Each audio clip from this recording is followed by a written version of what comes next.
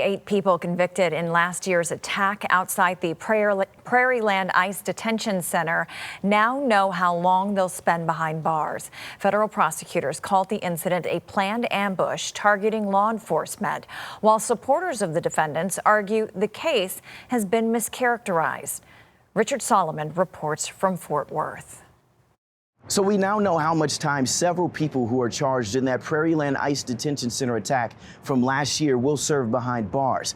And tonight we're hearing from attorneys and also family. One by one, the defendants learn their fate. The government wants to take her entire life away. And outside the courthouse, supporters and family of the 8 people charged in the Prairieland ICE detention center attack say the outcome felt like another chapter in a case they say has been misunderstood from the beginning. It has been publicized by the administration. I think they made this out to be something that it wasn't. Combined, the 8 defendants were sentenced to 450 years in federal prison for their roles in the July 2025 attack outside the detention center in Alvarado after a protest turned violent. Hey, stop! The group's leader, Benjamin Song, was sentenced to 100 years in prison.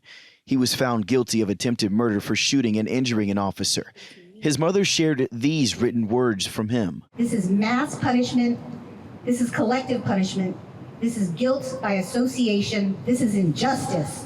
Supporters say the group planned to shoot off fireworks and show support for detainees. This was an egregious attack on federal and local law enforcement officers. But prosecutors labeled the incident as domestic terrorism, alleging Antifa operatives planned and carried out the attack to target ICE agents. It was a planned ambush with the intent to kill ICE corrections officers. The sentences now close a chapter in a case that has drawn national attention for nearly a year. In Fort Worth, I'm Richard Solomon.